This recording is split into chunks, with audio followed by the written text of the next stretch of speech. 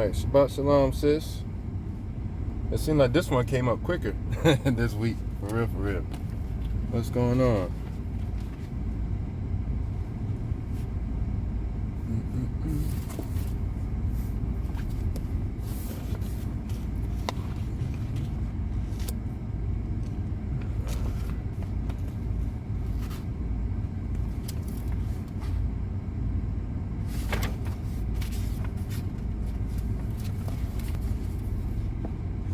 To say the least. Yeah, very interesting. Very, very, very, very.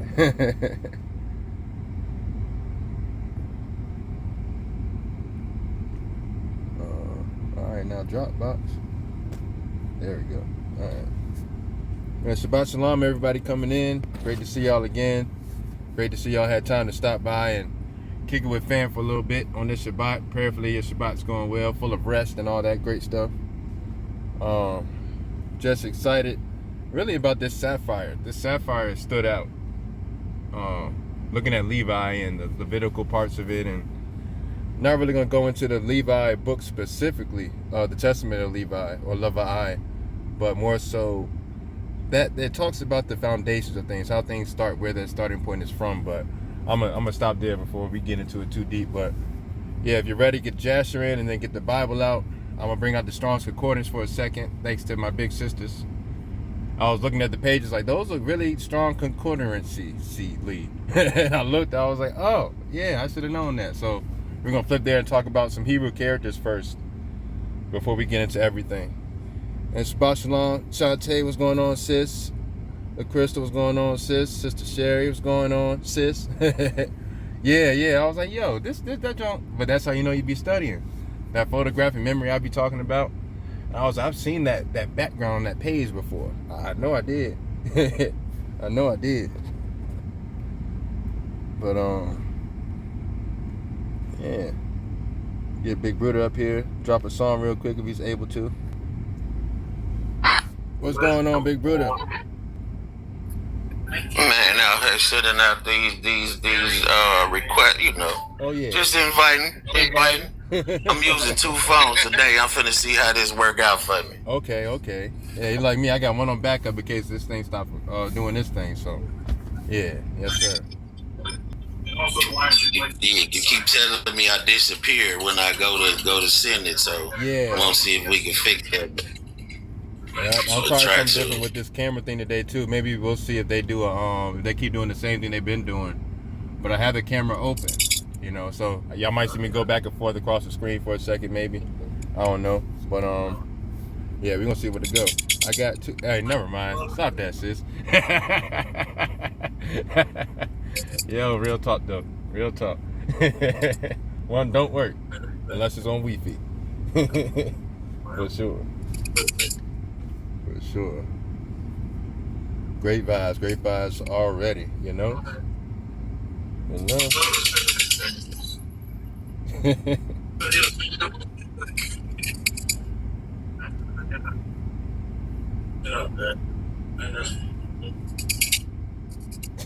Thank you.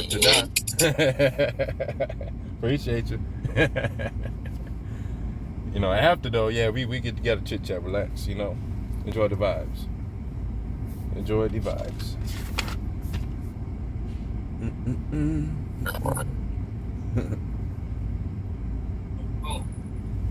Islam, I think that's Big Brother, Minister Morel. I think I see him popping there too. What's going on, brother?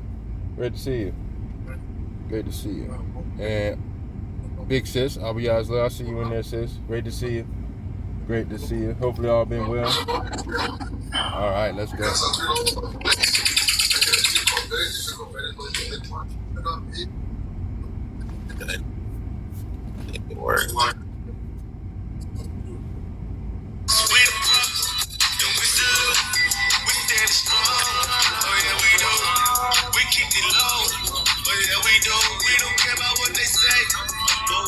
Can you hear the music like that, baby Rudy? Yes, sir.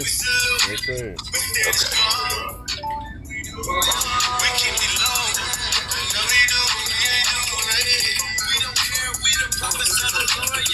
them teach our people, they just hate on them some more, yeah. Defeating evil, Christ is coming back, he with that sequel. We standing strong, we sparing none, and we defeating evil. Black with the purple team, bridges on the guarantee.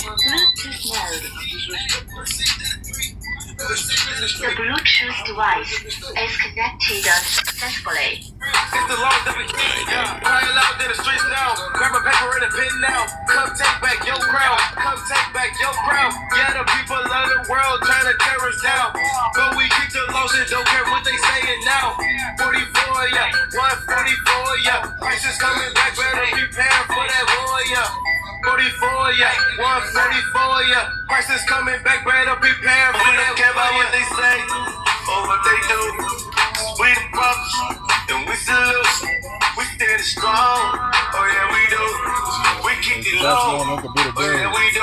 We don't care about what they say or what they do. We the brothers, and we salute. We stand strong. Oh yeah, we do. We keep it low. And now we do. Ain't strong in the Lord. In the prophet's way, we need to lord the spiritual fight. Look at my people, how cold like it's ice. Criminal sharp, talk like a knife. Converting the soul and preserving the life. It's time to take flight. Shining my light, shining it bright in the darkest of night. Oh yeah, bridges on my clothes, yeah. 144, yeah. That's a big gold in the business, saving souls, yeah. That's a show with glow, yeah. I keep my Bible close, yeah. I keep my Bible close. We don't care about what they say or what they do. We keep these laws.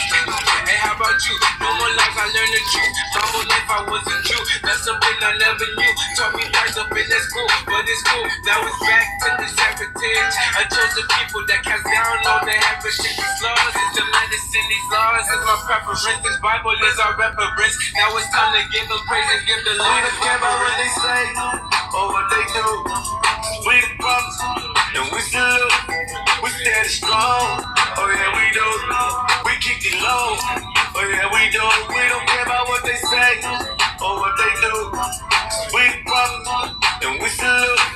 We stand strong. Oh yeah, we do. We keep it low. And now we do. They don't love us like they used to. We the found out we the truth, yeah. I know they see us on the YouTube. So strict, clean, freestyle, don't be so rude, child. Carry laws on our shoulder. God's gonna be the shoulder pad.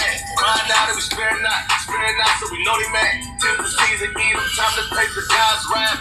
Christ gon' bathe in your blood like some bubble bath. We got it stinking, now they smell the feet. Cause they know when these shoes come on, they gotta wear these sneaks. We done ran low and up and now we out the street. We at the end of the road, we tried everything. You up there headed, now you play the victim. You said I never sold a slave, but benefit the riches. We in the hood trying to figure out like what's for dinner. Now what they gon' say? We don't care about what they say or what they do. We the prophets and we salute. We stand strong. Oh yeah, we do. We keep it low. Oh yeah, we do. We don't care about what they say or what they do. We the prophets and we salute. We stand strong. Oh yeah, we do. We keep it low. And now we do.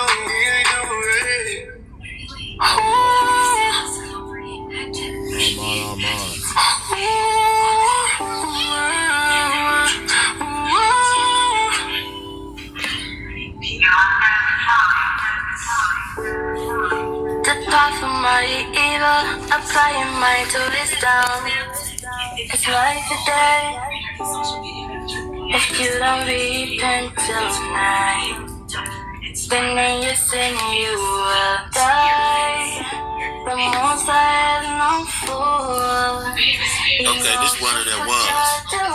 Okay. Yeah, I'm over here vibing now. Yeah, I'm gonna have to go put this, add this one to the, this just came out of nowhere. I gotta go add this. Let me know when you want to start. Oh yeah, we good to start. I was over here listening, vibing. You good?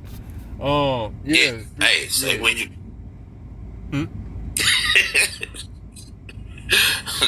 Let it rock out. Yeah, do your thing. All eyes on me. I'm the light of the world. If I Yeah, this definitely. Yeah. And mix it up like a swirl. I wanna get closer towards you. Instead of just close all the doors on you.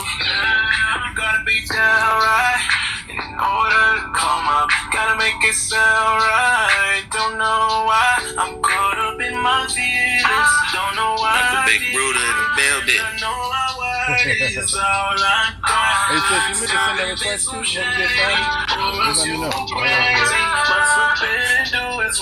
Man, we can get started whatever you want to. We both over here. That sound kind of, yeah, we gotta add that one. You figured that came off. It landed me back. Man, off that one you sent. At first, I couldn't find it. Because once you send it on that one joint, I gotta go switch to that other joint to go find the joint. So when I went looking, I'm like, yeah. So, but yeah, that's definitely a keeper.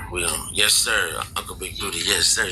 We love you to life. Yes, sir. But we ready. Yeah, you want to pray in? We can whatever. Yeah, we finna jump right on in and walk this thing out. Then Shabbat Shalom, fam. Shabbat Shalom. Great to see y'all. All praises for some time to come back together and sit at this campfire and talk about this sapphire. This sapphire stood out. I've read it before, talking about the precious stones and things like that, but I was looking at Levi and looked at the testament, and I was like, man, that thing's long. Like, no, I ain't gonna hold you. Like, that thing's long, but it's definitely chunky. Definitely read into it. Essentially, it's all talking about the beginning point of the mindset and these pressures that come from life. And Sapphire is something that we're gonna get into and talk about, but we're gonna pray first before we get any deeper. Abba Yah, we come before you yet again to say Tada for inserting yourself in your will in those hidden places that we're allowed to come see you and view you, and see the things that you have for us to understand even deeper, as your word does renew constantly, even with prayer. Prayer is an open eye thing, prayer is a shut eye thing, prayer is an out loud thing, prayer is an in mind thing.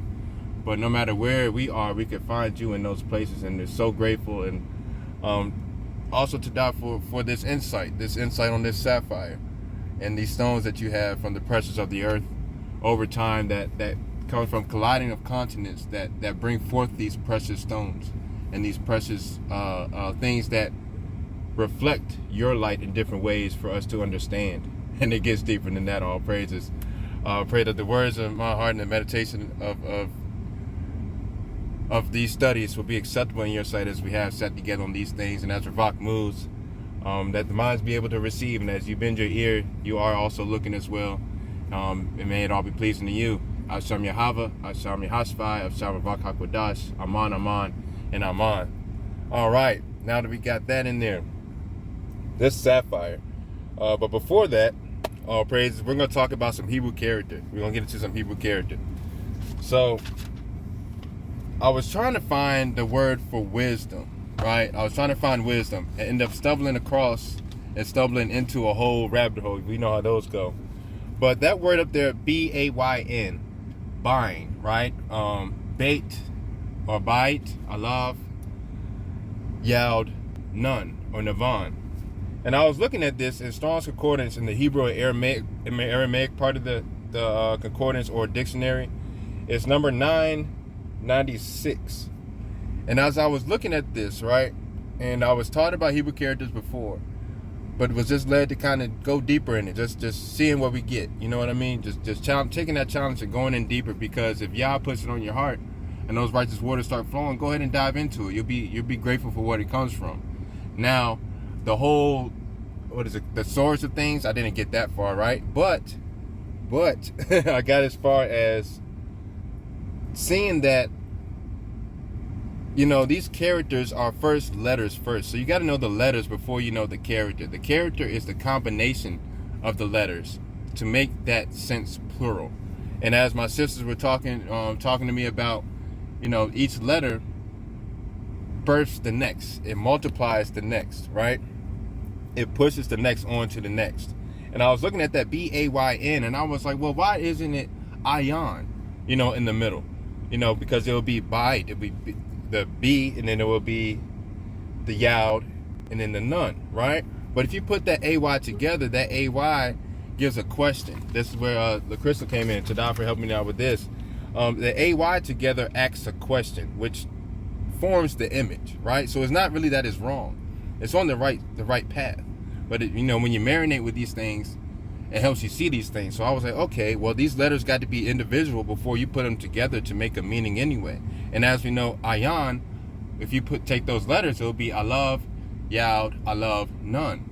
From the Father's Yad direction and the Father's way to perfection. That creates the image. So going in the Father's righteous direction while heading towards maturity and perfection, that gives you your image. That gives you your ayan. So I was like, okay, boom. So it's not wrong. It's really right. But we got to know the letters before you know character. And that word right there means between or betwixt, asunder, within. And it went right along with sapphire. See, sapphire is found, as we get into that, sapphire is found in the earth, right? Deep inside the earth, 6 to 18 miles, I researched. But they move through geological processes that transport them from deep within the earth's crust to the surface, and then through optical, or the way it looks in the eyes, the optical effects that make them appear to move or change color when viewed. This is also us in a way too, because we look at this and we think metaphorically. Remember we were talking about a while ago, that metaphorical mindset. That along with seeing the natural, so that way you're able to see the supernatural, will really get you thinking about this sapphire. But as we're reading through sapphire and what it's really about, before we get into Jasher 77, keep all this in mind as we go to Jasher 77 and talk about this staff, or this stick, or the sapphire, because sapphire comes out in like finger sticks. If you're familiar with crystals and how they come from a hosting rock, they come out in like finger crystals, like chicken strips, strips of the whole thing. As these things come from deep within the earth, they are specifically shown and specifically made by these contacts, and there's nothing else that comes from these contacts other than those stones. So it's really a unique thing. I might be led to go through all of them really, but sapphire is definitely one that I do really like a lot. But let's keep going. It changes color when viewed, right? And it's found 6 to 18 miles beneath the surface, and we see from shifting of tectonic plates or collision of continents. Everything's constantly moving, like we know. The earth expands and contracts. It bangs together. And these pressures, these banging together of continents, bring up these sapphires. So also in our lives, as we are in the world, as we are in this system, but not of it, we become a sapphire staff of the righteous direction for creation. As we go through these trials of natural earth, as the earth shifts and changes and reveals things, we do the same thing along with these shifts. Let's keep going. It's a necessary collision, and it lifts these gems to higher positions upon the surface. Sapphire just being one of them, right? Sapphire is also a color that is it could be blue, but more so it could be a deep red as well. So blue comes from peace, red is the passion. That's how you get this sapphire. So from the peace being so intense, you become passionate about things. You become a righteous staff of direction. And this staff also went through Enoch, Noah, Shem, Abraham, Isaac, Jacob, Joseph, Ruel or Jethro, then to Moses, right? And this is also not just a physical thing, but also a metaphorical thing of a sapphire stick, a sapphire staff, as we'll get to reading. This sapphire staff, a sapphire stick, back in those days, it was a walking stick. It was common for men, especially leaders, to have their own walking stick. And you know how sturdy and how strong a stone or gem is. So wouldn't it be unlikely that there was a staff? This staff also started from Adam. When they said he was sent out the garden, he carried this staff. And when he carried this staff, it went along with him, and it transferred hands, but also it transferred in calling and positions and stuff like that. It went from Adam, right, to Enoch. Remember the times of Enoch, or Anache. Now he was a big leader, right? And it went from him to Noah, or Noah, when him and Methuselah were teaching together, right? And then from Noah to Shem, because remember Ham and Japheth, they kind of went off the wrong way with it, right? Then it went to Abraham, Abraham, which there was a true splitting there with this staff, right? Literally, his father splitting away from him, between his sons, and then so on and so forth. We could see in Jacob the same thing, the same splitting or the same shifting, the same crashing of continents brings out precious jewels, right? And then from Abraham, Abraham, and went to Isaac or Isaac. That's where there was a repairing point. From Isaac, it went to Jacob, Yaakov. And then it went to Joseph, Yasav. And then when he was buried in Kemet, and everything like that, when all that destruction happened with the Exodus and things like that, Jethro or Ruel or Val will read in Joshua 77, he took it with him. Raval, right? Look at Resh, like we were talking about in the beginning, those specific letters. Resh, Alav. Let's see. I gotta look at it so I can see it again. Yeah, Resh, Alav, Vav, Alav, Lamad, right? On the righteous direction of a head of a kingdom in a thing, to create that character word of his name, the authority of his name. To create all that together, we see those. But that also points to the order of Melchizedek, because the head of the righteous direction is the same thing as the head of the righteous direction, which can only be Abba. It needs Abba in there.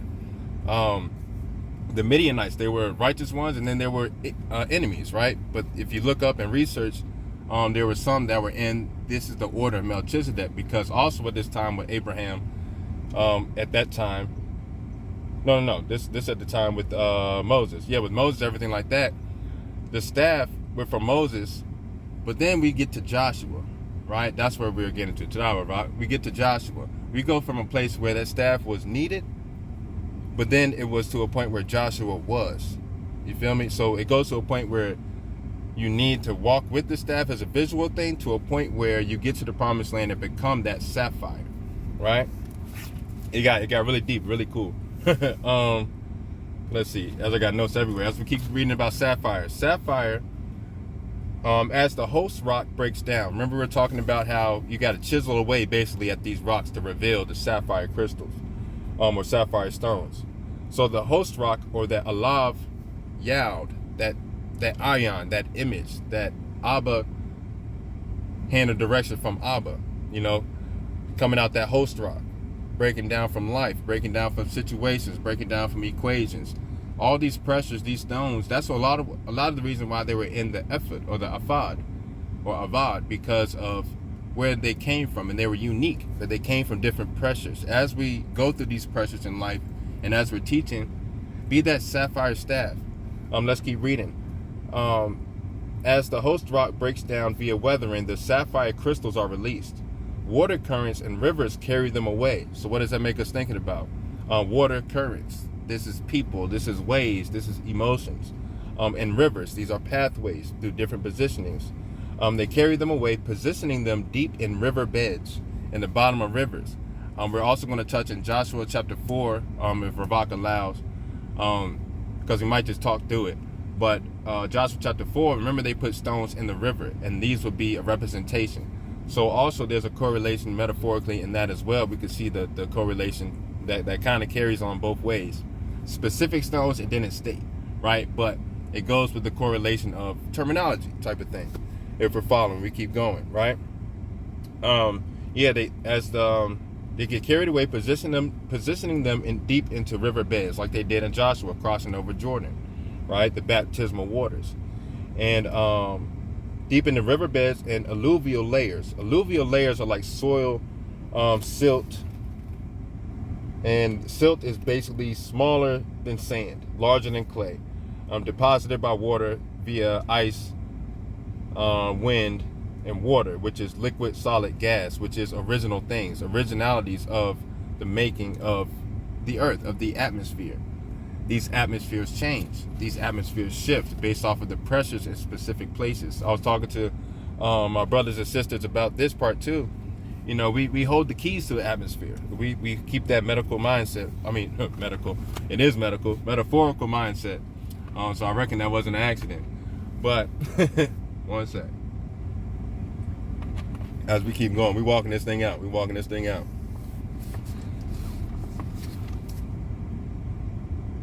From the beginning of how everything was formed. So we got this void, and from the void come these pressures, and from that you got gas, liquid, and solid. The same way these things are transported and shaped up through water, ice, and wind. The same elements. That's about Shalom, sis. SJ, it's great to see you. At these times, bringing them into view for those who seek. So basically, those who seek these things out. Remember how I was talking about they come out, they can grow and be chiseled out into finger sticks, these sapphire crystals. Keep that in mind as you read Joshua 77 too. That's going to come up. But for those who seek, for those who find these things out and find these crystals and think, okay, what does this represent? Just like honestly reading through this, reading through the scroll the first time, you kind of think when you read over those precious stones, like, those would be kind of cool. Like they stand out for some reason. We go to find those things in the hidden places. Being the sapphire staff of direction, being the ones that move through geological processes, basically events of the earth, those that find themselves coming up from deep places within the earth's trials, from within the earth's vexes and convexes, seeing yourself come to the surface, and then through the view or the optical not illusion, optical relations of things, people can see you and see your story, and you reflect like a crystal. They could be cutting the curves to make them shine differently, right? That's pleochroism, right? We're going to go through all these terminologies to kind of get us thinking about sapphire. Sapphires can exhibit different colors or shades when viewed from different angles, just like us, right? In divine timing due to absorption of light, depending on where they are, depending on what they reflect, depending on their trials. This also relates to Levi, the breaking point, the pressure, right? Because all this has to come together, erosion. We can relate all these terms to life. Let's see.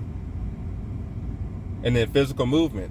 Sapphires commonly found in riverbeds, again, when miners move sand and gravel. So when miners move those little things, the sand between sea and land, finding your way through life, and gravel, or like my Latino brothers say, graba, like through washing techniques to extract them, right? And in laboratory settings to relieve internal strain during creation, raw finger-shaped crystals are tapped with a chisel to split them in half, to multiply them, to go to different surfaces, to go to different places as we do. Because we're in one place, if we're all in one place, very strong, but we ain't doing the right work. Like we're not reflecting enough like we could. We could be reflecting this light in all different places instead of being in one spot. So as we disperse, right, learning these things and seeing these things and metaphorically relating these things helps us teach, right? Helps us keep going. And as we keep going, I believe that's it for right there. We're going to jump to Joshua chapter 77, and we're going to read about this sapphire stick that Moses found in the garden. So when it says he plucked it up like a forest tree, imagine one of those finger sticks. Not like it's a big wide log, big wide stump or whatever. Big Bruder got one. Matter of fact, if you're familiar with looking at his page, about the width of that, this will be a sapphire crystal, which will be a rod, which will be a staff representing a righteous direction. Moses used this to split waters. You see how that breaks down even more? Yeah, so we're going to get into Joshua 77. After that, I believe we're going to see where Ravak has it. I have quite a different, I have like 3 or 4, 5, 10 precepts going. So, yeah, we're going to read Joshua 77 first, and we're going to see where we're going to go from there. So Joshua, Yashar, chapter 77, we're going to read that from verse 26. Yeah, and we're going to read to the end of the chapter. And then we're going to start walking. Y'all with me so far? We still Gucci? For those that don't like that term, we still together. We are still in the same view of things. Let me move some of these books out the way so I can actually get comfortable to read. But yeah, Joshua chapter 77, verse 26. And we'll keep walking from there. Come on. And to die for the likes and gifts, I see y'all for sure. It helps get this stuff out for people that are naturally led to see, and for those that kind of things slip their mind. But anyway, let's keep going. Joshua chapter 77. We're gonna get to reading. We've been in Joshua a lot. I like this. I like this a lot. Like we kind of went from what? I shouldn't have started that one. We talked about Jacob, his sons. How he came together. We're really centering around Jacob. Now that I remember, now that I'm, bringing it all together, we really did just kind of center around Jacob or Yaakov, and now we're going over here to Moses. We're jumping way past. So this is way past. Let's see. So Yasav, Kemet, right, to Yasav or Joseph ruling, right? Then we get to, him marrying in families, etc. Him moving on.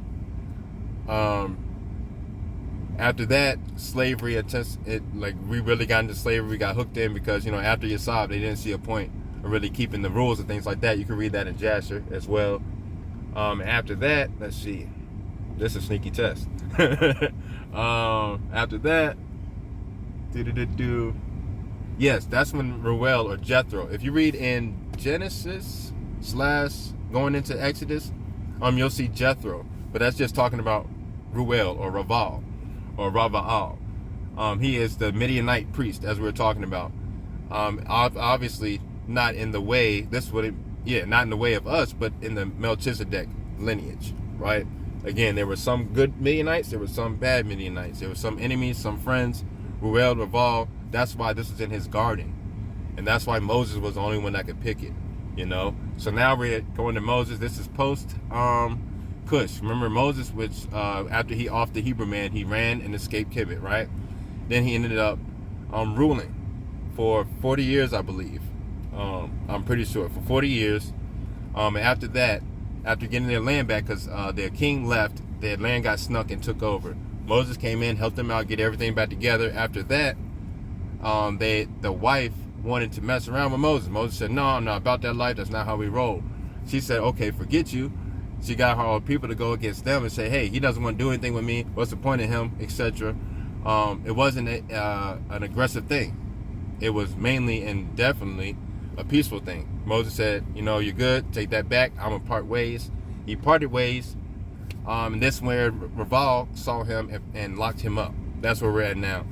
Thinking that he was an escaped slave, not knowing who Moses is or Moshe, not knowing who he is, right? But this is the point we're jumping in at Jasher 77 verse 26, right? We're seeing Moses, Musa, sometimes some people translate it to. He's in the dungeon right now. Come on, let's get to reading. So it says, verse 26, and Moses, the son of Amram, was still confined in the dungeon in those days, in the house of Raval or Ruel the Midianite. And Zipporah, his future wife, the daughter of Ruel, secretly supported him with food day by day. And Moses was confined in the dungeon in the house of Raval for 10 years. Now, knowing that time was kind of recorded differently then than now, 10 years, 10 represents Yahweh. That is the righteous direction of the Father. Right? Yep. And that's also YAVD. So you see the Father's righteous direction is nailed to the door. That's time. That's how it goes over time. See how you can break down those letters even in the character. The character is the combination of putting things together, taking those letters, taking those imprints, and putting them together to pluralize them, to combine them. So we can see even deeper how these things flow together by taking it letter by letter, like we talked about before, A-Y-A-N to Ayan. We could go Alav, Yad, Alav, Nun, or Navan. That whole process gives you image. I'm on? But let's keep reading. So the 10 years. At the end of 10 years, which was the first year of the reign of Pharaoh over Egypt, or Kemet in the place of his father, Zipporah said to her father Ruel or Raval, no person inquires or seeks after the Hebrew man who you bound in prison for 10 years now. This is basically after that Pharaoh that was reigning, he moved on from here. So Zipporah said, well, he's gone. The next person ain't even going to worry about him. He should be good to go, right? That's basically what she's saying. No person inquires or seeks after the Hebrew man whom you bound in prison for 10 years. Now, therefore, if it seems tabah, or good, or righteous in your sight, let us send and see whether he is living or dead. But her father did not know that she had supported him. And her father Ruel answered and said to her, has such a thing ever happened that a man should be shut up in a prison without food for 10 years, and that he should live? And Zipporah answered her father, saying, surely you have heard that the Elohim of the Hebrews is a great and mighty, basically, and does wonders for them at all times. So in whatever time period this is, however, if it's 10 years, whatever, it's the righteous direction of the Father through his his way through time. That after this period passed, boom, nobody's looking for him. Ruel's like, yo, how is he even living? Zipporah said, this shouldn't even be a surprise. He is a Hebrew of the Hebrews, right? Verse 33, it says, it was he who delivered Abraham of Abraham from Ur of the Chaldeans, and Isaac from the sword of his father, and Jacob from the messenger of Yahweh. We read about that. Who wrestled with him at the ford of Jabbok, or Yabok. He has also done many things with this man. He delivered him from the river in Kemet, right? That's how he came and got found from the river after he was placed there, and his sister kept an eye over him, and he was picked up. She said, oh, I know somebody that could help nurse him, because it had to be a Hebrew woman, and that's how they kept it all together. Let's keep reading. And from the children of Cush, remember we talked about how Moses helped them out, and he ruled actually in the wilderness as well. So he can deliver him from famine and make him live. Verse 35, and the thing seemed righteous in the sight of Ruel, so he did according to the word of his daughter, and sent to the dungeon to ascertain what became of Moses. And he saw, and behold, the man Moses was living in the dungeon, standing on his feet, praising and praying to the Elohim of his ancestors. And Ruel commanded Moses to be brought out of the dungeon, so they shaved him, and he changed his prison garments and ate bread. Verse 38, and afterwards Moses went into the garden of Ruel. This is where we get to where this sapphire stick is about to come from. Keeping in mind everything about sapphire. First thing is in the garden. Remember we talked about the mindset of the garden is to be in the garden. A garden is a place where there's a strain, there's a wonder. Just like the Messiah in the garden of Gethsemane, there's a are you sure? But there's a place where he was barefoot, grounded, right? Everything's a garden. It just depends on what part of the wilderness you're in. Some is thicker, some's more beautiful, some got more flowers, some have a lot of weeds. Some is thorny. It just depends on what part of this path you're at. But we all are the earth. This is all of our garden, Specifically more so back in the day in Pangea differently, but in correlation to now, that's how we can view things.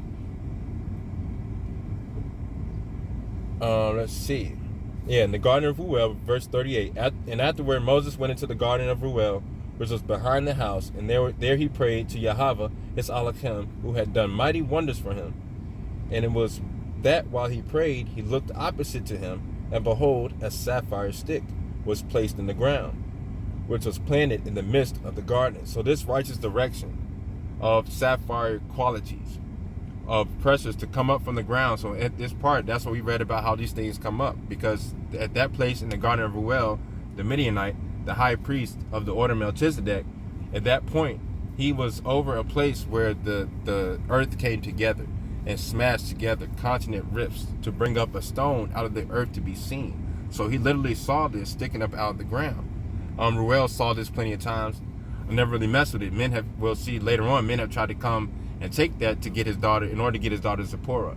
So this is a thing that they had to show, because Ruel being a priest, there was a qualification that needed to be had, something that only Moses could show, right? Let's keep reading. Verse 39, and it was that while he prayed, he looked opposite to him, and behold, a sapphire stick was placed in the ground, which was planted in the midst of the garden.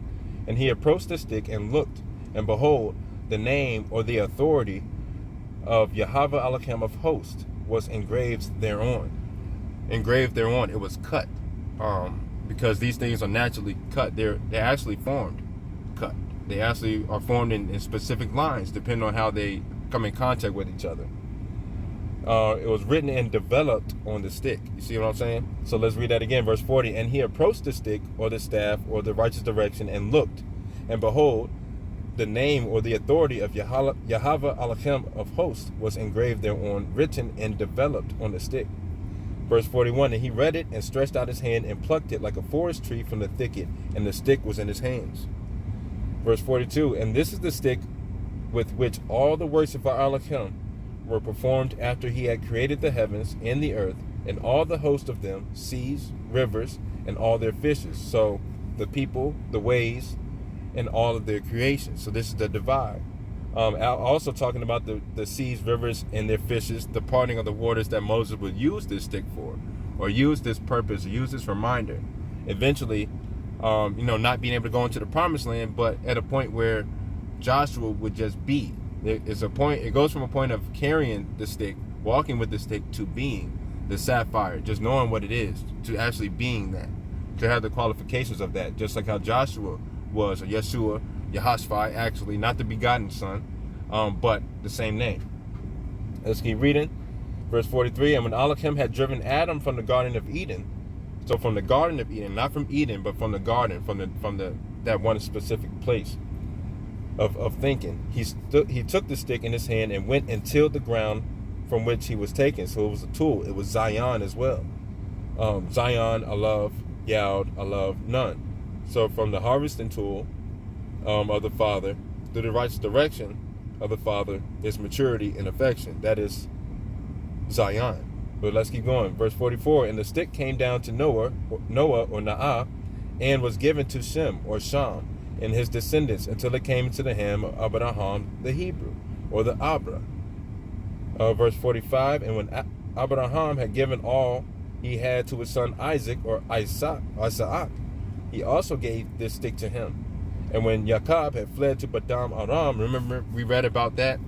He fled to Haran, which is in Padam Aram. He carried the stick with him too. So remember we were talking about how he had to go through the mountains and stuff like that when Eliphaz, Esau's son, was sent to take him out on that route, right? So we can see how all this came together. I was like, yo, yeah, you just really be walking us through these things. That's all right. He took it into his hand, and when he returned to his father, he had not left it behind him. So he gave it back to his father when he came back. Point proven. Task given, point proven. Verse 47, also when he went down to Kemet, he took it into his hand and gave it to Yasav. Remember we were talking about Yasav and what happened after that? And when he died there, that staff was still there. That's when Ruel took it. Let's keep reading. One portion above his brothers. That's why he had it. For Jacob had taken it by force from his brother Esau. Esau, a hunter, right?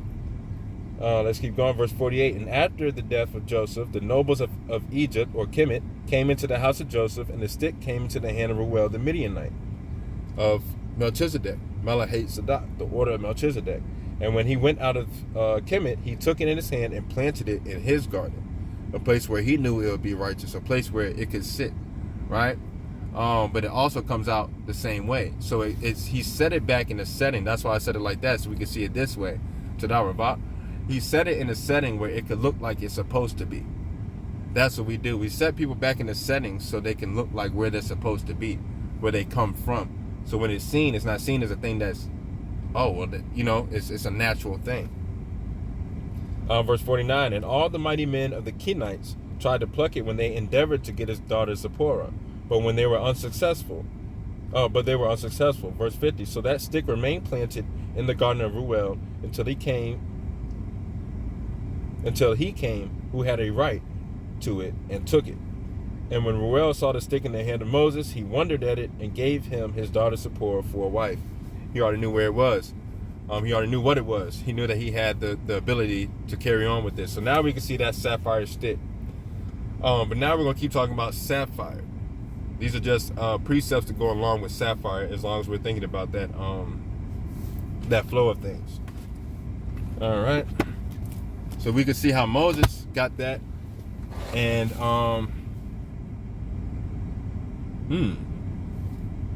let's see. Let's go to Exodus. Yeah, let's check that one out first. Since we're talking about Moses and Joshua, let's go to Exodus 24 and start from there. We're gonna go to Exodus 24 and verse 10. We're walking precepts today heavy, letting y'all know. So be ready to flip. Exodus chapter 24, verse 10. Let's go there real quick. And this, man, I read this again and it came out even deeper. It came out deeper. Man, I'm excited about this one. This one got real. So we're going to keep going. Moses and Joshua. What's the other one I have? I also have Ezekiel. But we'll probably go Exodus 24, then we'll go Joshua 4, and then we'll go Ezekiel. That feels like it makes more sense. But yeah, from Joshua 77, we could see that from that sapphire stick, Yahweh goes to prepare a place for you, a pre-cut place, a place where knowledge and the hidden places. If you search for him in the hidden places, look up what sapphire means. When you see stuff like that in the scripts, Even with Hebrew characters, how we now know that the character comes from individual letters, apply that. And out comes these deeper messages that were embedded for all this time. It's not just something that somebody picked up one day and said, ooh, cookie. But it's something that was planted in there for us to find in divine timing, even all the way to this point. Not saying that we're the best of all, but to this point, for this being talked about, it's divine timing. It's for a reason. You know, it's exciting to see people use this even deeper and even helping me, for real, because, you know, we can't get it all. But yeah, just thinking about that Sapphire, he goes to prepare a place for you. And so we're going to read chapter 24. Let's see, we're going to read the whole chapter. Yeah, we should, because one verse relates to the whole chapter. That's the rule. All right, so we're going to read the whole chapter 24. There's 18 verses, nothing crazy. So we're going to read about this Sapphire again, where Sapphire is brought up. It says, and he came, and he said unto Moshe, come up unto Yahweh, thou and Adon, Nadab, and Abihav, and 70 of the elders of Yahashrael, and worship ye afar off. And Moses alone shall come near Yahweh, but they shall not come nigh, talking about the rest of them, neither shall the people go up with them. And Moses came and told the people all the words of Yahweh and all the judgments, and all the people answered with one voice and said, all the words which Yahweh hath said will we do. Verse 4, and Moses wrote all the words of Yahweh, and rose up early in the rising, and built an altar under a hill, and 12 pillars, according to the 12 branches, or 12, guidelines of Israel. And he sent young men of the children of Israel, which offered burnt offerings and sacrificed peace offerings of oxen unto Yahweh. And Moses, and also that's before Yehoshaphat, so that this time we had to do sacrifices. That's why nowadays it's not required. You can if you feel led and convicted to, but it's not required because nothing else could be above the sacrifice of our Messiah. Anyway, verse 6, and Moses took half of the blood and put it in basins, and half he sprinkled on the altar. And he took the book of the covenant and read in the audience of people, and they said, all that Yahweh hath said will we do, and be obedient, and in order, right? Verse 8, and Moses took the blood and sprinkled it on the people, and said, behold, the blood of the covenant which Yahweh hath made with you concerning all these words. It repeats itself. That means something. But that's the flow. We can see the flow into things. He's flowing into a way. Verse 9, then went up Moses and Aaron, Nadab and Abihav, and 70 of the elders of Israel, and they saw the Alachim of Israel, right? So these saw the Alachim of Israel, and there was under his feet, so they just saw his feet, as if it were a paved work of sapphire stone. So how beautiful are the feet, right, of those, right? So now we know about that sapphire stone and how it comes from the depths of the earth. So it seems like Yahweh was grounded there, upon the sapphire. Sapphire specifically, it could have been onyx. All these stones are from deep within the earth. Could have been onyx, could have been many other things, but Yahweh's feet were set upon sapphire stone. So what does that make us think about? That makes us think about our steps, our walk, our sturdiness. This means a lot. Also the peace, so much peace that it becomes passion, because sapphire is blue, but then purple, right? And to make purple, you need blue and red, right? It can come out in both ways. Let's keep reading, because then it got cool. I saw something else. It is related. Nothing is said for no reason. Read verse 10 all over again, right? And they saw Alachim of Israel, and there was under his feet, as it were paved, a work. That's why we read that again. A work of a sapphire stone, as it were the body of Shamayam in his clearness. See how heavy that is? See how important that is? I've seen and known about sapphire all this time, and honestly, preparing for this, it didn't hit me like that, honestly. Now I wouldn't even mind having a sapphire stone. You feel me? So, not to worship it or anything like that, but just it's a reminder in a way, and it's knowing where it comes from and what it meant, and things of that nature as well. But let's keep reading. As it were the body of Shamayam. So the encapsulation, we can't skip over that. The encapsulation, I said it right, I'm not going to try to say it again, of Shamayam, of pressures. What brings us to Shamayam? What brings us to the direction in the blood, water, and spirit through destruction, right? What brings us to that? That comes from pressures. That comes from rifts. That comes from big things clashing together, right? Which becomes clear, which is his clearness. He could clearly see why. We can clearly see why. But this all comes from, because even crystals, they're clear at some point until they hit a surface, which makes it reflect. It makes it absorb certain light. So those things, those lights that's absorbed, knowing what colors mean, you can kind of see what's absorbed through that. Because all these things, again, come from the earth.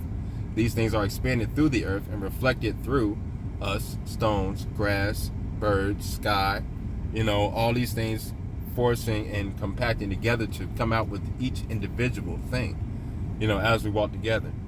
Verse 11. Now that we got those little, 1, 2, 3, 4, 5 words. Verse 11. And upon the nobles of the children of Israel, he laid not his hand. And they saw Alav and did eat and drink. So they just saw his feet. So this is where it got interesting to me. Verse 12. And Yahweh said unto Moses, come up unto me into the mount, and be there, and I will give thee tables or tablets of stone. Right? Stone is a major thing, apparently. It's a major representation of something. And a law and commandments, which I have written, that thou mayest teach them. So he's going to give them 3 tables of stone, 3 tablets, and a law. You see how that's separated? Because it's law right there. And commandments, which I have written, that thou mayest teach them. So we're going to see what that means a little bit further. And when we deep dive, just knowing Sapphire, sticking out Sapphire, watch this. Verse 13, and Moses rose up, and his minister, Joshua. So Moses got up, Joshua got up, elders couldn't go. And Moses went up into the mount of Alav. And he said unto the elders, tarry ye here for us. So that means him and Joshua.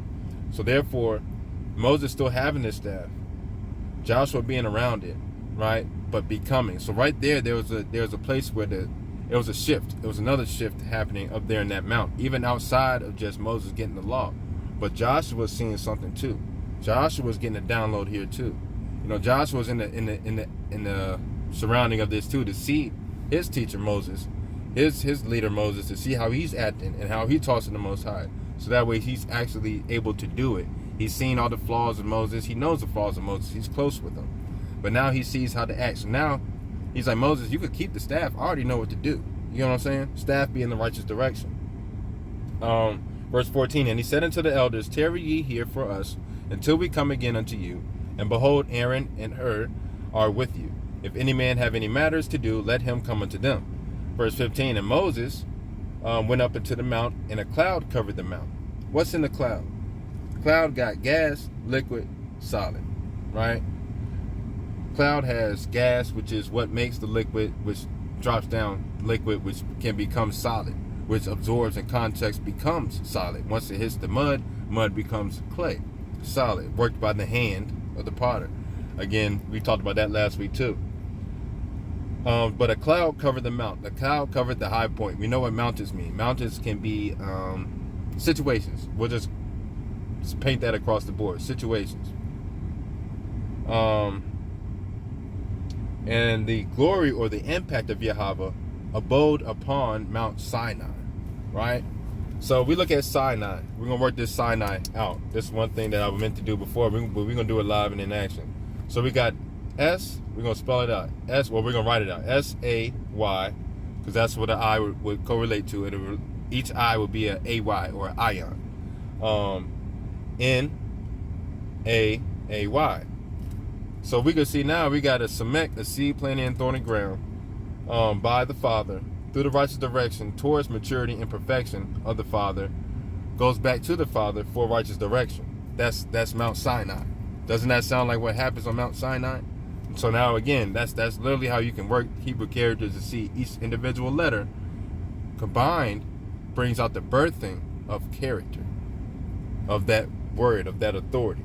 So each character brings out character, but I used letter so that way we can kind of see that breakdown a little bit. But character builds character. The glory or the imprint of Yahweh was above or in that Mount Sinai.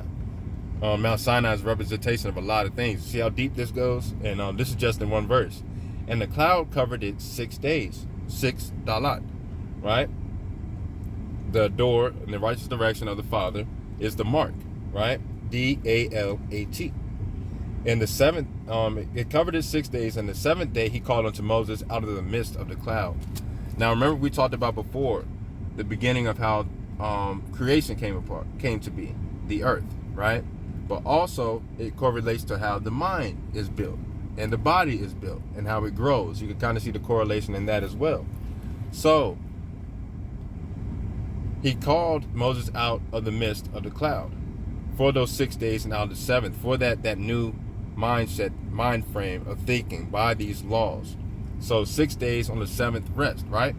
So that means in that process of everything being complete, the whole thinking process becoming complete, he's going into the Mount Sinai. We saw what that just broke it down into, to get this mindset, right, from the cloud, who also shall come in the clouds, the Messiah, right?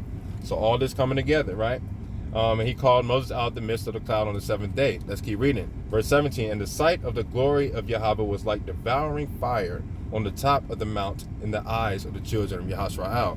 So all the people, all the children of Israel could see was refining fire. They saw leader, okay, we better listen, right? As they should. Verse 18, and Moses went into the midst of the cloud and got him up into the mount, right? And Moses was in there 40 days and 40 nights. What happened then? That was a flood, right? See how deep this goes? The flood, what does that represent? That can represent a wiping out, a changing, a reconstruction, right? In life, great events, great shifts, great changes. These things split by a sapphire or by a rod, right? Which we can also see turned into many different things. So therefore, we can see the development of sapphire, correlating that, right? Yeah. So there was a 6 days and a seventh day. That's a new mindset. And then also there's a 40 days and 40 nights. So he had to see all of these things, right? He could have perceived things. Maybe some things he couldn't say that he saw, right? But he came back with the glory of Yahweh on his face. He couldn't be seen for a little while. Not to throw out too many, maybe this, maybe that, maybe that, but our minds can go down a certain track, a certain line of things, right? So that was awesome. Now we're going to go to, keep on with the sapphire, being the righteous staff, being that direction, coming from these things and coming from the depths of the earth and contact and the clashing together of these things. Also, this is all, we're talking about Levi. We're talking about the testament of Levi. We're just not reading through it. But Levi takes you to the part where, the testament of Levi takes you to the part where you can see where you start from. You can see the starting point. You can see where you got to go. You can see what you're going to go through, things of that nature.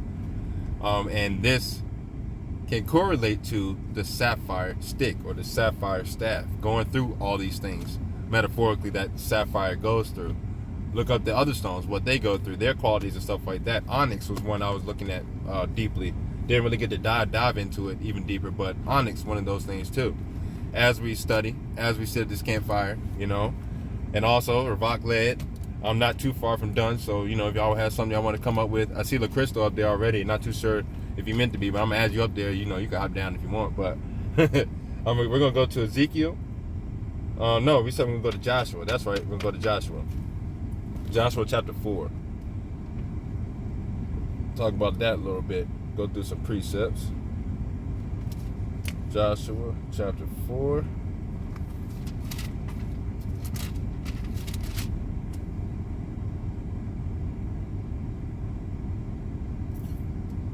And we're going to start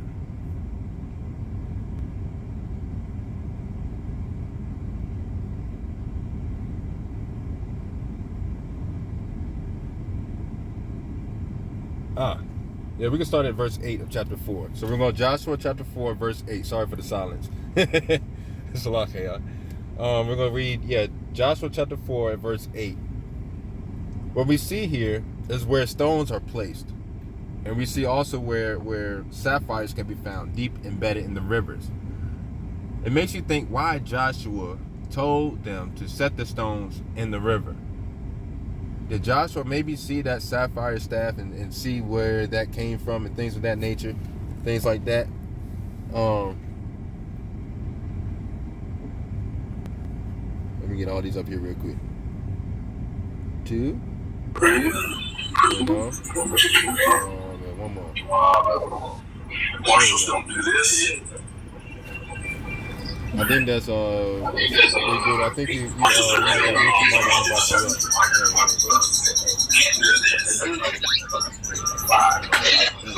Please.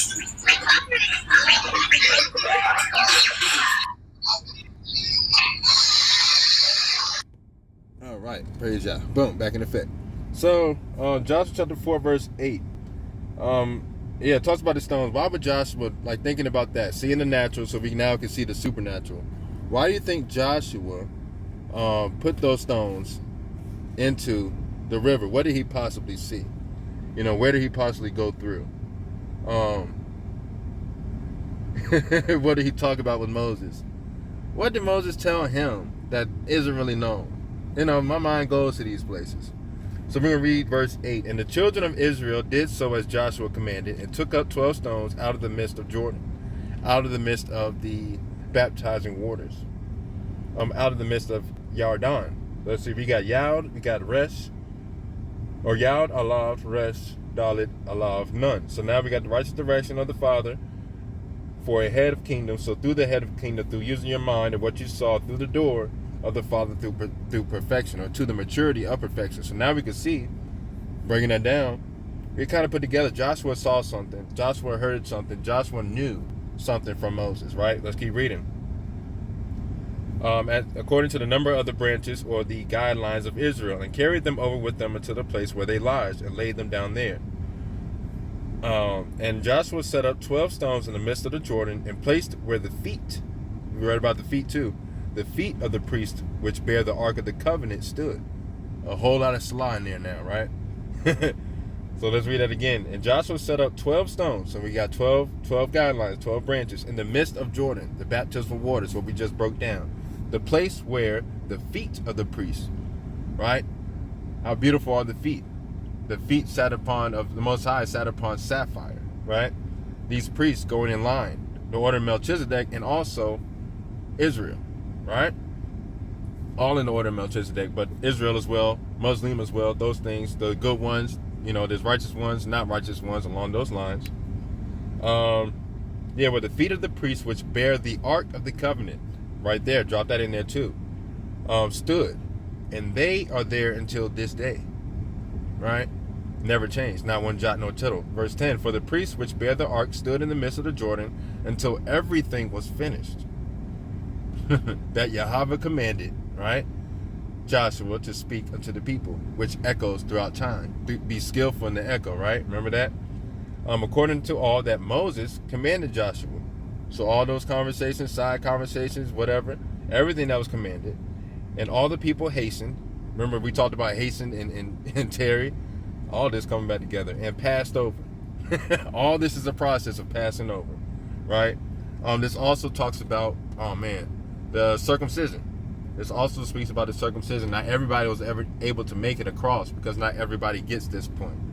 But in representation of those who made it across, this point can still be given, right? In the right avenues as we go out here and teach and really deep dive and come together and sharpen each other. That's all this is.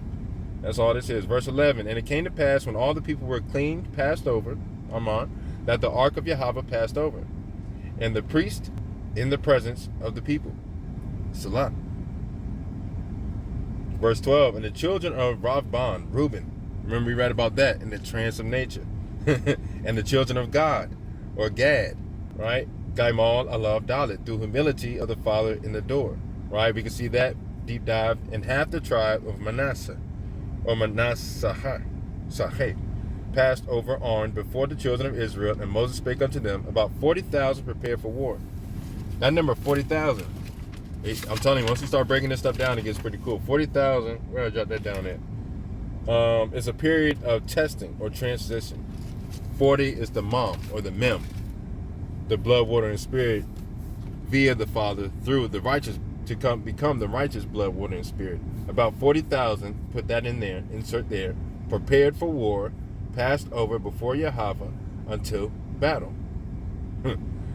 Guaranteed to win, because they were talking about going to Jericho. See how that all lines up now? Even deeper. We're gonna stop right there, but just just precepting this thing out. Got to have those righteous precepts in there. We got one more. Where was that one? That was Ezekiel chapter 1 verse 26. Ezekiel, the wheel inside the wheel. All praises.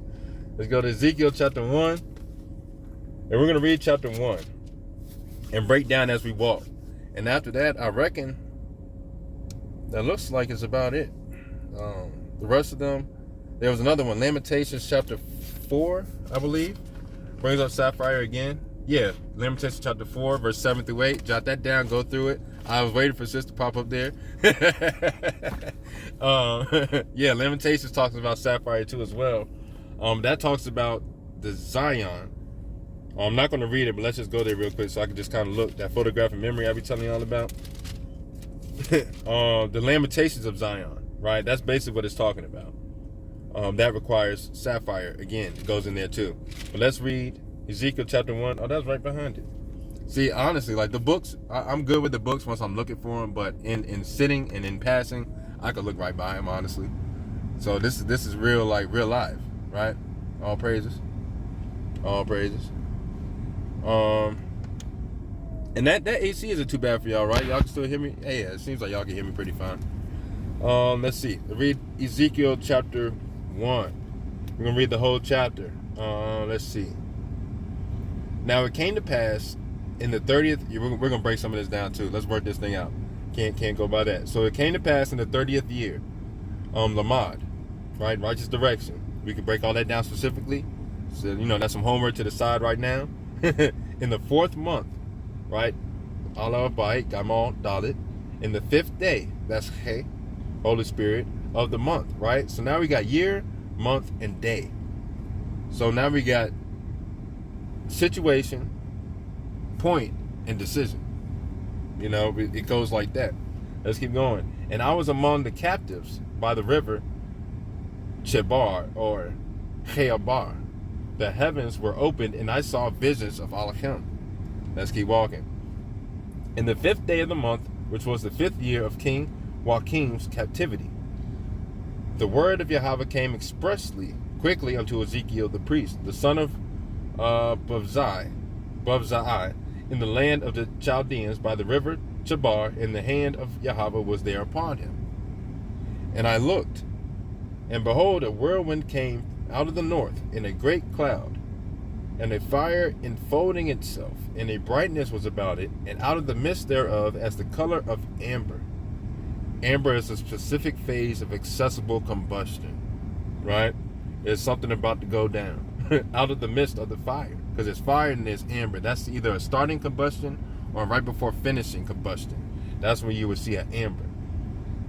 Verse 5, out of the midst thereof came the likeness of 4 living creatures. Okay, so now we got 4 living creatures. These represent something. And this was their appearance. And they had the likeness of man. All right, so made in his image. Boom, gotcha. Verse 6, and everyone had 4 faces. 4, Alav, Gamal, Dalet. These seem to be doors to something, right? And everyone had 4 wings. So we know what wings are, right? And their feet were straight feet, set in stone. And the sole of their feet was like the sole of a calf's foot. So the sole of a calf's foot is soft and flexible. So it's able to kind of go around the pressures of the ground. Instead of stepping on a sharp stone, that thing will kind of mold itself around it so it won't feel as sharp. That's what that's talking about. And they sparkled, not saying that they had calf's feet. Sometimes if you don't know the meaning and research these things, that's how these wild explanations come, right? And they sparkled like the color of burnished brass. We know what that is, right? We know what burnished brass is. Refined finish. Also brass in a diaspora way as well. Verse 8. And they had the hands. Remember we were talking about the hands and the works in Yaakov, the middle of Jacob's name being the heart of the essence or the characteristic or the main thing that character is about. And they had the hands of a man under their wings on their 4 sides. So support. So righteous direction. So righteous molding, potter clay, under the wings, under the flight, under the guidance. Not really being like ostriches. That'll come out later. That one was kind of funny when I researched that. They had hands of man under their wings on their 4 sides, And they four had their faces and their wings. So they had their images, their expressed images. Why they're expressing these images, right? Since I already know. I thought about Kevin Hart. If y'all familiar with that, that's why I was rolling. But we're gonna stay here. We're gonna stay here. Verse 9. Their wings were joined one to another. So there seems to be unison, right? In these connections, in these messengers, right? There's unison in these things. In each support, in each angle, in each direction, sounds like cuts of stone or sapphire, right? Let's keep going. Yeah, their wings were joined one to another. They turned not when they went. So when they went, they were right on point. They weren't looking to the left. They weren't looking to the right. Sounds like what Jacob told, Isaac told Jacob. Sounds like that's what Isaac told Jacob when he was going to look for his wives. Don't be lukewarm. Same thing as well. They turned not when they went. They went every one straight forward. Same walk, same law. Right? Verse 10. As for the likeness of their faces, they four had the face of a man and the face of a lion. We know what that represents. On the right side. Who sits on the right side of the Father? Right? Where's the power? The right hand. The good hand. Right? And they and they four had the face of an ox. Ox is Alav. That's Father. That's source. Just like it says, the Messiah was talking about, if your ox falls into a ditch on the Sabbath, are you going to leave your ox there? That's your way of money, wealth. That's your source, right? On the left side. So on the left side is source, obviously, because on the right side is the Messiah, right? Let's keep walking. They four also had the face of an eagle, flying high above things, right? We already know about the eagle in the prophetic visions of that, flying above, being fast, swift. Also, how you look up how the eagle goes through a process of development when their beaks, they're not able to eat. Their things are coming together, breaking apart, but they fly so swift they're able to glide across waters. They're able to cut through mountains, things of that nature. Verse 11, thus were their faces, and their wings were stretched upward. Two wings of every one were joined one to another. So two represent Ba'ite, the righteous household, the righteous family, right? The son that comes out the right family through the righteous direction of the Father, to the mark or the tav or the finishing point of the Father, Ba'ite, B-A-Y-A-T, right? Let's see.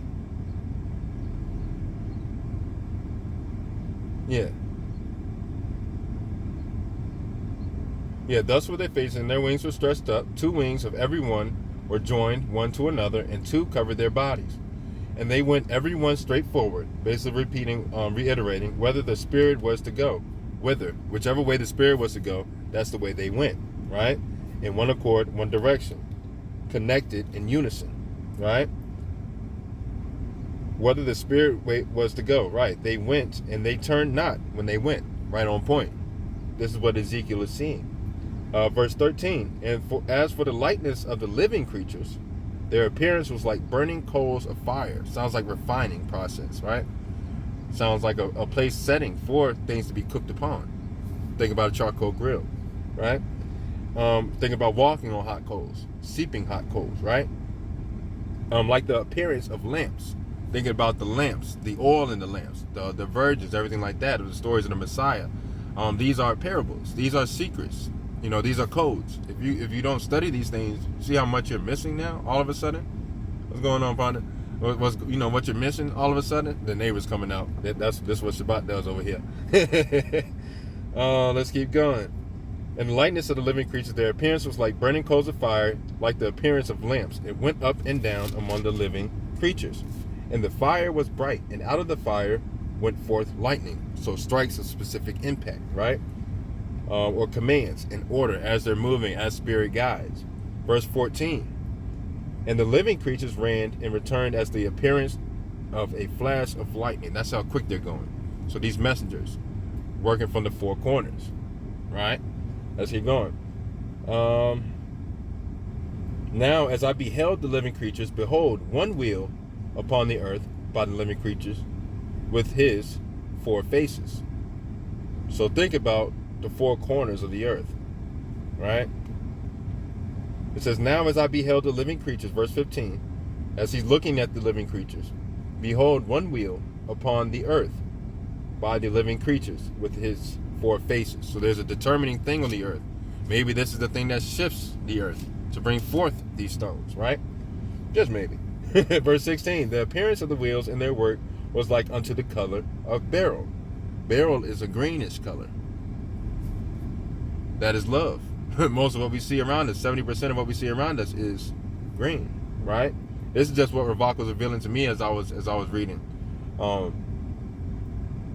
as well, breaking this stuff down. And they four had one likeness, right?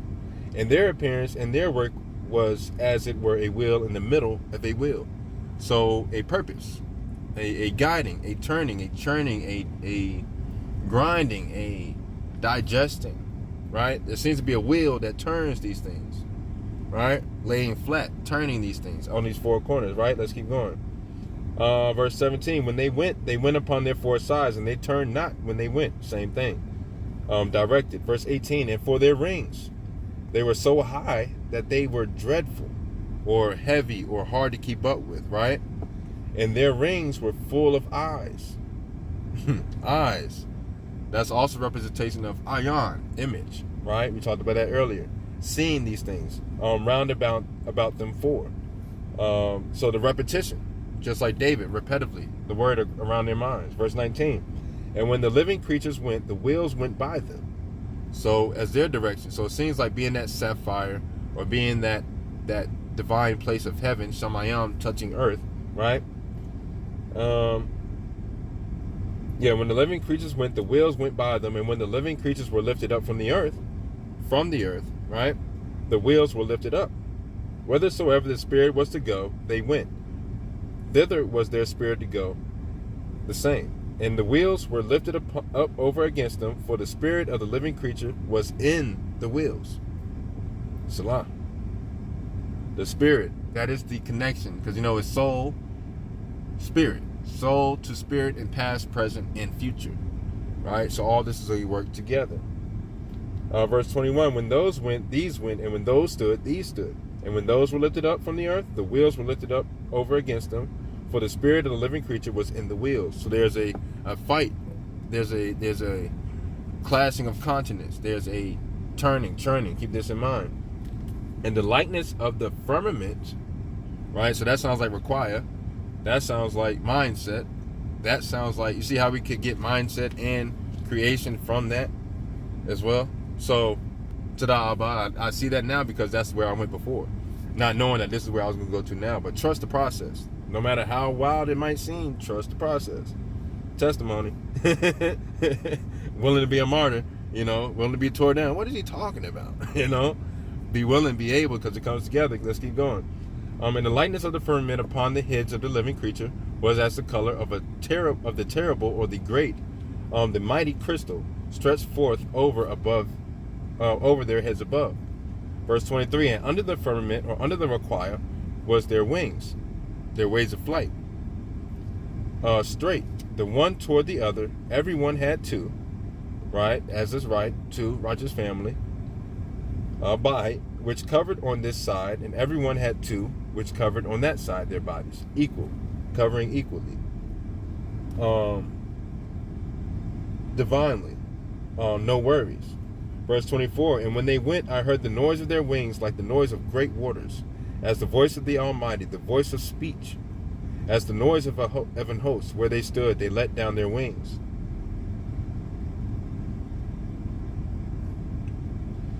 And there was a voice. Let's go back in there. Verse 24, and when they went, I heard the noise of their wings, like the noise of great waters. So they're really pushing and controlling the atmosphere here, right? So the atmosphere, like I was saying before, like we were led to see before, the atmosphere is changed by pressures of how we work. We do, grain of salt implied here, we do control the atmosphere. You know what I'm saying? Our atmosphere is determined by us. Where we go, if we're terrible, the atmosphere around us is going to be terrible. We create that. We allow that. We seek that. If I'm watching a football game and I know my team is sorry, I'm not going to be mad that they lost. I expect this, right? The noise of great waters as the voice of the Almighty, the same way, through the people, through these great waters. The voice of speech as the noise of an host. When they stood, they let down their wings. So when they stood, they rested. They rested in that place. They let down their wings when they went to the place that they were sent to rest. Maybe a Shabbat type thing. Who knows? Verse 25. And there was a voice from the firmament, or from a choir, that was over their heads when they stood and had let down their wings. So in rest, they saw Yah. They heard Yah, right? Above the firmament that was over their heads was the likeness of a throne, as the appearance of a sapphire stone. This does mean something. And upon the likeness of the throne was the likeness as the appearance of a man above it. Who could that be? Not Superman.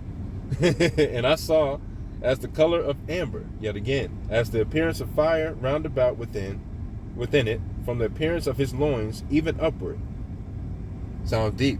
I was listening to Kofi earlier. He was talking about how they would put the onyx stones in the bottom of their breastplate, from the loins. It seems like this is where, from the gut, from the wrenching of things, is where the voice speaks, right? Appearance of his loins, even upward. And from the I saw from the color that started over, and I saw as the color of amber, it has the appearance of fire round about within it, from the appearance of his loins even upward, right? And from the appearance of his loins even downward, I saw as it were the appearance of fire, and it had brightness round about. So it seems like top to bottom he's seeing something. 28, but he saw for the loins upward. And from first, that's what he saw first, then the loins downward. That means something as well, right? I saw as it were appearance of fire, and it had brightness round about. Verse 28, as the appearance of the bow that is in the cloud in the day of rain. As the appearance of the bow that is in the cloud in the day of rain. So the rainbow can't be proven for any other purpose, right?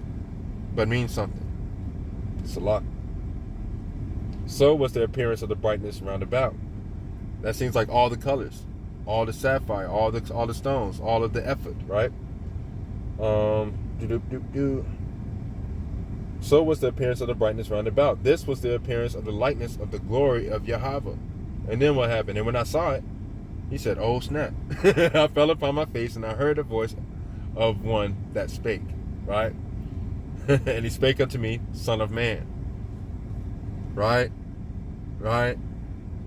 That right there, we can see everything, how Sapphire really stands out now.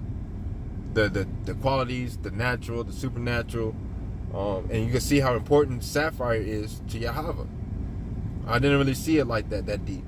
I see everything as important to Yahweh, but to see really how important this process of Sapphire is. We can find these in other stones too as well. We might do a stone study. That might be what we go through. But we got Judah too as well. So that might relate to something. We'll see what Yah does. Yeah, that's Ezekiel. The other one was Lamentations. Yeah. That was quick to the point today. Yeah, that was about it, fam. But yeah, Sapphire. Sapphire is represents holiness, heavenly impact, truth, the majesty of Zion, right? Honesty, harvesting. Sapphire has, what'd you say? Sapphire has a rainbow of colors, knowing also it represents the rainbow and promise. Aman. Oh yeah, and as a whole. Yeah, big facts. Sapphire has rainbow of colors, knowing also represents the rainbow and promise. Yeah, because it comes up clear at first too as well. Yeah, that tracks. That tracks for surely, as I be saying. Oh, that'll mess up my whole view. Let's see. All right, that's better. But yeah, that's all I got, fam. That's all I got. If anybody want to come up and drop anything real quick, because you know what we do now, after that we talk a little bit, chit chat around the bonfire, and then play a song, pray it out, and we relax for the rest of the Shabbat. But yeah, prayerfully this was received well. I know it was received well. I feel it. I feel it because honestly, not that I'm paying attention too deep, but you could tell when people are listening and reading along with you. Great day. I promise I can talk. But my mind be thinking faster than my mouth moves sometimes. That's what Yah has given me to deal with. And I'm grateful for it. It could be way worse. But yeah, all praises, all praises. But yeah, if ain't nobody got nothing, we Gucci. We Gucci. But yeah, Sapphire. We'll see what we come up with next week. We're going to be talking about, because then on the Testaments, we're talking about essentially everything together, the conversations of leaders. And in these conversations of leaders, there's the testaments of the 12 patriarchs. To get patriarchal with this thing, as my sis Shantae says, to get patriarchal, you got to think about the natural to see the supernatural. You got to break these things down from Reuben and his transformed nature and how he ended up, they would come against us as a whole. But first starting from losing sight of Yosef, allowing his brothers, or out of his ignorance or his missing a point. Not saying he was ignorant or crazy, don't talk about the ancestors like that. They have flaws like we do.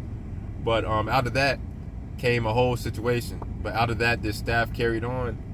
Joseph did his thing at Kemet, helped us out, saved us. Unfortunately, after his passing, they said, what was the point? What's the point of this? And then we went into intense slavery. That's actually, excuse me. That's actually where Jasher started from. I skipped over that because it gets really, really detailed about what was happening in those times and these bricks and how they were building and stuff like that. But that's Jasher 77 as well. But seeing that, the transformation of going into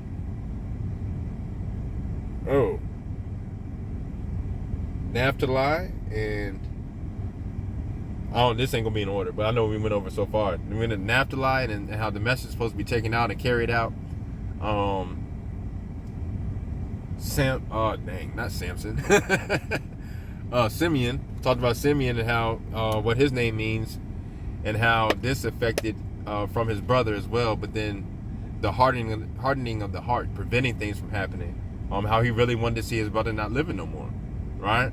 But we could also see from before how Jacob went through from being sent on this mission to, we saw that his parents knew what he was going into, knew that Laban had his issues, knew all that, They knew that he would have to go through some things. Jacob probably had in his back of his mind, he didn't know where his brother's going to be. He's a skillful hunter. He could be anywhere in them woods, right? He went through that to going to a place where a man had no sons. So there was a lack there. All these things being mixed together and so on and so forth as we keep diving in, because this is what we're going to need to know, being sons of and daughters of Jacob. But more so Abraham, more so the order of Melchizedek. But as we go through these patriarchal things and see these things and relate these things, it's necessary in these times, for surely. And to know these things, And it's exciting to be able to do this, especially coming back to this, especially just letting it flow, letting it be. And seeing, even now we're going into Hebrew characters, leveling up with this thing, It's great, it's righteous, it's pleasing in his eyes, for sure, for surely. For surely, but yeah, I ain't got anything else. Big brother, I'm going to go ahead and pray out. I think I've divinely rambled enough. I'm going to pray us out, and we're going to listen to a song, chit chat, all that stuff, and yeah, that'd be it. Thank y'all for coming by. Tada. We be on every Saturday at 3. We start at 3. We might bump it up here and there. But yeah, every Saturday at 3 we come around. We have a chance to sharpen each other. We invite everybody to come to the table. The food is great. To sit down and talk and chat. Kind of, take time off the road in this walk to come together and sit and talk about things on Shabbat. To spend time with our Father on a day of rest. In the Gregorian calendar. Obviously, the Shabbat changes. I believe it was yesterday for the new moon and everything like that, how it falls. But either way, Shabbat, how you reserve Shabbat. Shabbat is an everyday thing. Honestly, Shabbat can happen at any time. I'm always resting with the Father, But to have time like this, to have time to really sit with family where I don't have to toil, can sit and sit in this Word and level up, because I'm leveling up with y'all as I study throughout the week. I'm leveling up. I'm not gonna say I don't know the things I'm coming up here before y'all with just a testimony thing, but it definitely gets more intensified and more set in stone. No pun intended. No pun intended. Yeah, all flint, right, that part. That part. Sister Cherry, you fool. Let's go ahead and pray. I rock with y'all, though. I rock with y'all, for real. Y'all family. Whether y'all like it or not, y'all fam now. Let's go ahead and pray. Abba, Yah, thank you, Tada. to die for everything that's going on, and to die for what you're revealing, humbly, because you can only reveal these things to those that are humble, able to receive, able to look, to search these things out that have been there. And there's even more, right?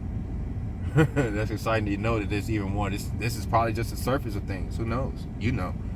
But to die for the safety of family, coming together like this as we depart our ways, and your will is done. Just pray that my family has that will to imply these things as you drop these things in. Even me, more so me.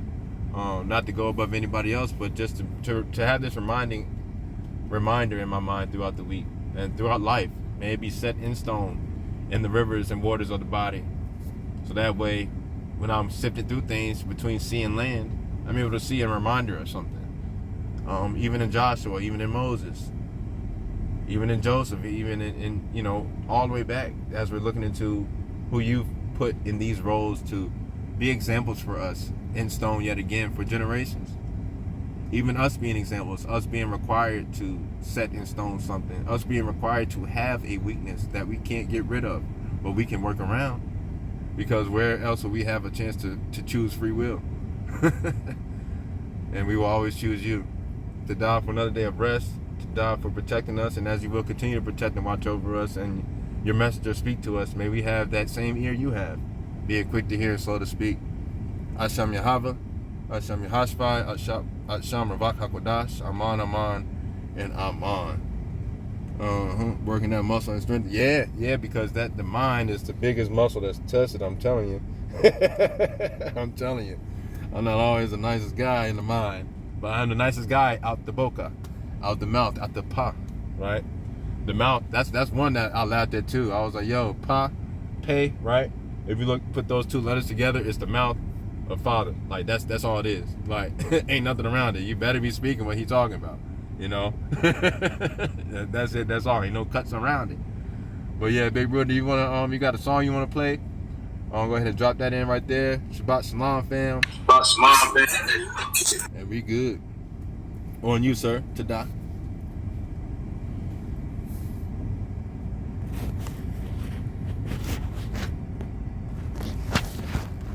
Unless sister has something they want to add or anything like that, let me know. Pop up there, whatever. Let me know. I'm quenched. I'm done. Ooh-wee.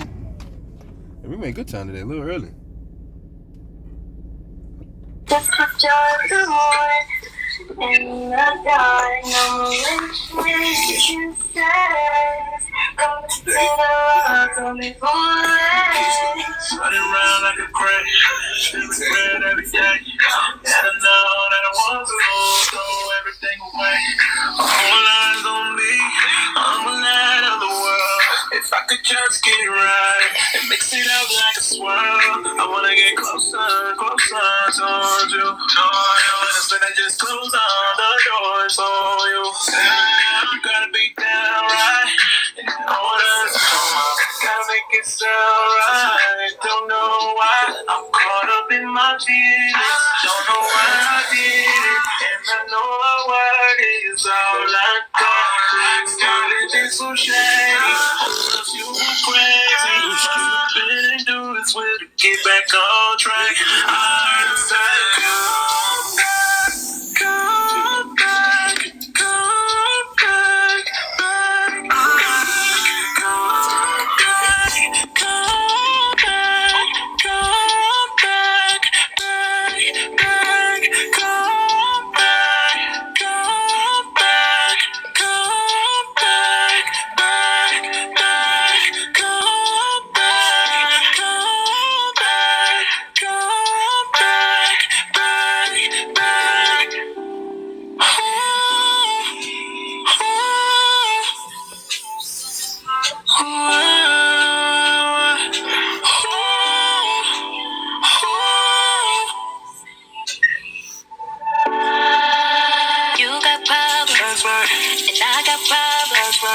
If you just listen, this world was over. You gotta get back now to who we were and fulfill our purpose and reverse the curses. I wanna get closer towards you.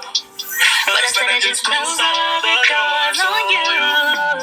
You gotta be down right and all that come on. Gotta make it sound right. Don't know why I'm caught up in my feelings. Don't know why I did it. I know what is all I got.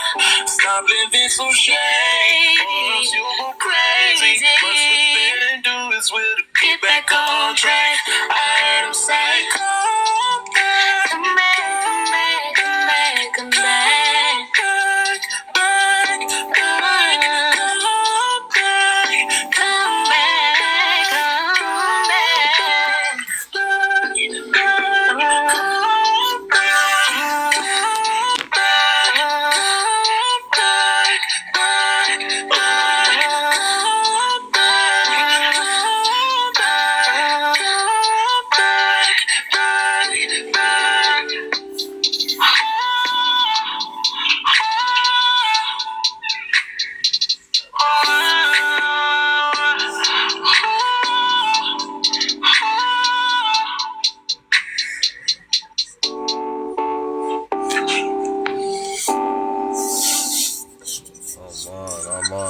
That was a perfect song. Like at the end of that, that's the motto. That's the message for the week.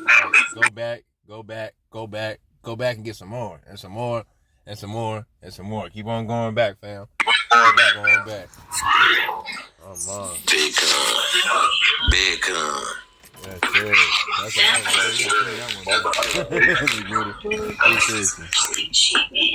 that I'm going. Yeah, I just stopped it so it didn't keep going. I'm gonna get. Yeah, we gotta add him. That